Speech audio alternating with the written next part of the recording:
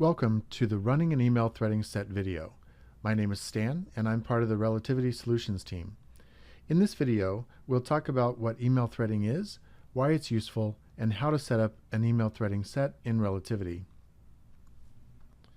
You can use email threading to identify and group emails within a conversation, visually display email threads and attachments, and identify inclusive emails and duplicates in Relativity.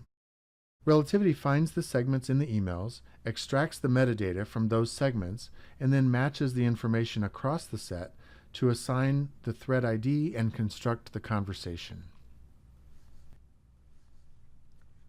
Each conversation has a set of inclusives which contains the full unique content. Think of a linear conversation between two people, where the last email contains all of the prior emails.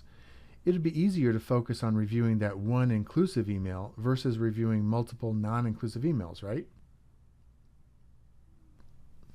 During email threading, the identification of duplicate spare email messages also happens. Email duplicate spare identifies duplicative emails and places them into relational groups. Duplicate spares are not the same as true duplicates because some fields are not taken into consideration, such as the email to, CC, or BCC fields in the email headers. Email duplicate ID is the relational group identifier that is created. Email duplicate spares can be used to further cull down the number of emails to review. Email threading is a useful tool because it enables users to review emails in the context of a conversation thread, increases review for the speed and consistency, and streamlines the review. It can also assist with identifying potentially missing emails and provide functionality to perform QC checks for consistency. Let's now switch to Relativity and walk through setting up email threading. In order to run email threading, you first need an analytics profile. This profile tells Relativity which fields contain the email metadata it will use to correctly construct the threads. I've navigated to the Analytics Profile tab and created a new profile called Email Threading Profile. As you can see, I've already mapped the fields. The parent document ID must be present on every document on the family for email threading to work. For more details about each field, check out our documentation page on Analytics Profiles. We are now looking at the saved search that I'll use as our document set to be analyzed. Notice that it contains all emails and their attachments. Only the documents in this search will be threaded. Now we are ready to set up the structured analytics set. I'll call this set Email Threading. I'll need to choose my document set to analyze, which is my All Emails search. I'm only going to choose email threading here, but the textual near duplicate identification operation is often run in conjunction with email threading. So check out the Training Center for the video about textual near duplicates for more information on how to set that up. Next, I'll select the email threading profile. If your metadata includes email header information such as email from, email to, etc., you should set Use Email Header Fields to Yes, as this will produce more accurate results. I'll map the fields for Destination Email Thread Group and Destination Email Duplicate ID.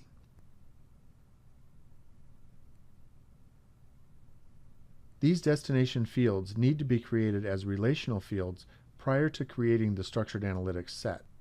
Relativity will write the thread group and duplicate identifiers to these fields once the operation finishes.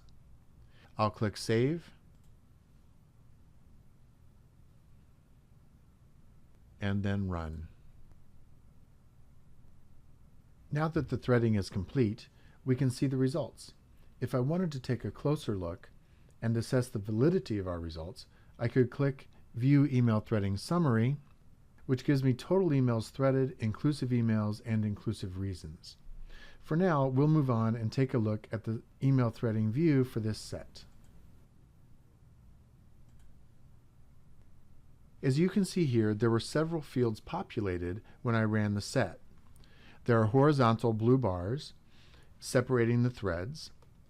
The email threading display field shows you the inclusives, the email action, the sender, the subject, an attachment indicator, and the attachment itself, which is the next line after the last document, would be the attachment to that document. Also, the number inside the square shows the indentation level or the numbered location of that email in the thread.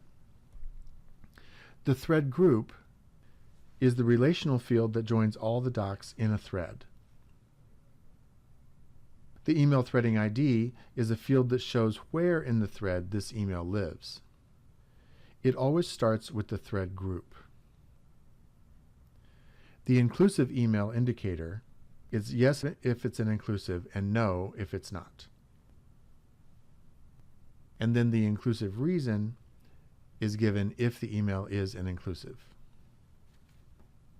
Lastly, the email duplicate spare indicator tells you whether that email is a duplicate spare. If you want to learn more about setting up this view, check out the email threading results documentation. Notice there are 181,545 documents here. For review, you can select only the inclusive emails and the non-duplicate spares by using filters.